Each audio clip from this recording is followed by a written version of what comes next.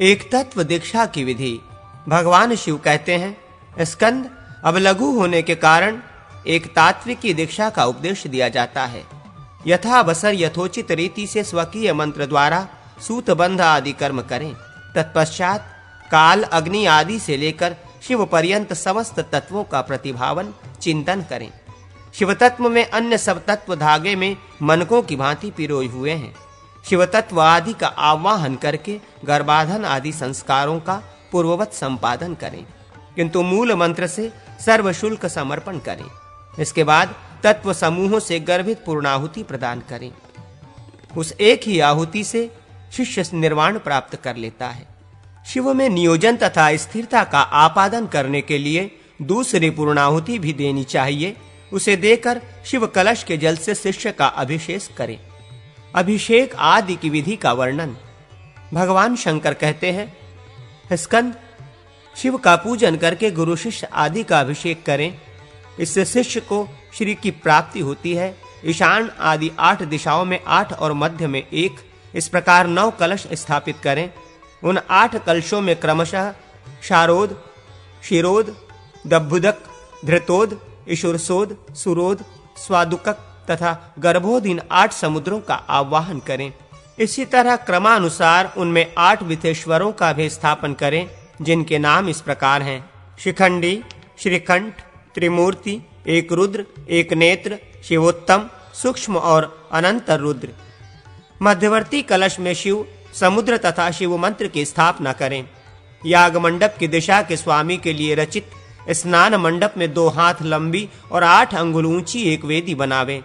उस पर कमल आदि का आसन बिछा दें और उसके ऊपर आसन स्वरूप अनंत का न्यास करके शिष्य को पूर्वाभिमुख बिठाकर सकलीकरण पूर्व पूजन करें। कांजी, भात, मिट्टी, भस्म, दुर्वा, गोबर के गोले, सरसों, दही और जल, इन सब के द्वारा उसके शरीर को मलकर शारोदक आदि के क्रम से नमस्कार सहित विद्वेषरों के नाम मंत्रों द्वारा पूर्वोक्त कलशों के जल से शिष्य को स्नान करावे और शिष्य मन ही मन ये धारणा करे कि मुझे अमृत से नहलाया जा रहा है। तत्पश्चात उसे 2 श्वेत वस्त्र पहनाकर शिव के दक्षिण भाग में बिठावें और पूर्वोक्त आसन पर पुनः उस शिष्य की पहले की भांति पूजा करें। इसके बाद उसे पगड़ी, मुकुट, योग पट्टिका, करतरी, कैंची, चाकू या कटार, खड़िया, अक्षमाला और पुस्तक आदि समर्पित करें। वाहन के लिए शिविका आदि भी दें। तदनंतर गुरु शिष्य को अधिकार सौंपे। आज से तुम भलीभांति जानकर अच्छी तरह जांच परख कर किसी को दीक्षा, व्याख्या और प्रतिष्ठा आदि का उपदेश करना, यह आज्ञा सुनावे। तदनंतर शिष्य का अभिवादन स्वीकार कर और महेश्वर को प्रणाम करके उस विघ्न समूह का निवारण करने के लिए इस प्रकार प्रार्थना करें: प्रभो शिव, आप गुरु स्वरूप हैं। आपने इस शिष्य का अभिषेक करने के लिए मुझे आदेश दिया था, उसके अनुसार मैंने इसका अभिषेक कर दिया। ये संहिता में पारंगत है। मंत्र चक्र की तृप्ति के लिए 5-5 आहुतियां दें, फिर पूर्णाहुति होम करें। इसके बाद शिष्य को अपने दाहिने बिठावें। शिष्य के दाहिने हाथ की अंगुष्ठ आदि अंगुलियों को क्रमशः दग्ध, दर्भांग, शंबरों से उशरत्व के लिए लांछित करें। उसके हाथ में फूल देकर उससे कलश, अग्नि एवं शिव को प्रणाम करवावें। तदनंतर उसके लिए कर्तव्य का आदेश दें। तुम्हें शास्त्र के अनुसार भली भांति परीक्षा करके शिष्यों को अनुग्रहित करना चाहिए। मानव आदि का राजा की भांति अभिषेक करने से अभिष्ट की प्राप्ति होती है। ओम श्ली पशुं फट, ये अस्त्रराज पशुपत मंत्र है। इसके द्वारा अस्त्रराज का पूजन और अभिषेक करना चाहिए। देवार्चन की महिमा तथा विविध मंत्र एवं मंडल का कथन। भगवान शंकर कहते हैं, स्कंद, अभिषेक हो जाने पर दीक्षित पुरुष शिव, विष्णु तथा सूर्य आदि देवताओं का पूजन करे। जो शंख, भेरी आदि वाद्यों की ध्वनि के साथ देवताओं को पंचगव्य से स्नान कराता है, वह अपने कुल का उद्धार करके स्वयं भी देवलोक को जाता है। अग्निनंदन कोटि 5 सहस्र वर्षों में जो पाप उपार्जित किया गया है, वो सब देवताओं को घी का अभंग लगाने से भस्म हो जाता है। एक आढ़ घी आदि से देवताओं को नहलाकर मनुष्य देवता हो जाता है। चंदन का अनुलेप लगाकर गंध आदि से देव पूजन करें तो उसका भी फल वही है। थोड़े से आयास के द्वारा स्तुति पढ़कर यदि सदा देवताओं की स्तुति की जाए तो वे भूत और भविष्य का ज्ञान, मंत्र ज्ञान, भोग तथा मोक्ष प्रदान करने वाले होते हैं। यदि कोई मंत्र के शुभाशुभ फल के विषय में प्रश्न करे तो प्रश्नकर्ता के संक्षिप्त प्रश्न वाक्य के अक्षरों की संख्या गिन लें। उस संख्या में 2 से भाग दें। 1 बचे तो शुभ और 0, या 2 बचे तो अशुभ फल जाने। 3 से भाग देने पर मूल धातु रूप जीव का परिचय मिलता है, अर्थात 1 शेष रहे तो वात जीव, 2 शेष रहे तो पित्त जीव और 3 शेष रहे तो कफ जीव जाने। 4 से भाग देने पर ब्राह्मणादि वर्ण बुद्धि होती है। तात्पर्य ये कि 1 बाकी बचे तो उस मंत्र से ब्राह्मण बुद्धि, 2 बचने पर क्षत्रिय बुद्धि, 3 बचने पर वैश्य बुद्धि और 4 शेष रहने पर शूद्र बुद्धि करें। 5 से भाग देने पर शेष के अनुसार भूत तत्व आदि का बोध होता है, अर्थात 1 आदि शेष रहने पर पृथ्वी आदि तत्व का परिचय मिलता है। इसी प्रकार जय पराजय आदि का ज्ञान प्राप्त करें।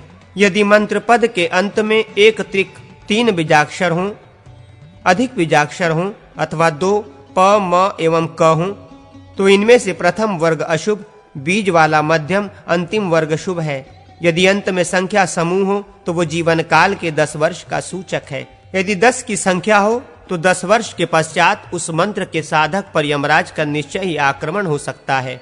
सूर्य, गणपति, शिव, दुर्गा तथा श्री विष्णु भगवान के मंत्रों के द्वारा, अक्षरों द्वारा जप में तत्पर कठिनी अंगुष्ठ अंगुली से स्पर्श किए गए कमल पत्र में गोमूत्राकार रेखा पर 1 त्रिक से आरंभ कर 12 तिक पर्यंत लिखें, अर्थात उक्त मंत्रों के 3-3 अक्षरों का समुदाय 1 से लेकर 12 स्थानों तक पृथक-पृथक लिखें। इसी प्रकार 64 कोष्ठों का एक मंडल बनाकर उसमें मरुत, यम, व्योम, हम और मरुत, यम इन 3 बीजों का त्रिक पहले कोष्ठ से लेकर 8वें कोष्ठ तक लिखें।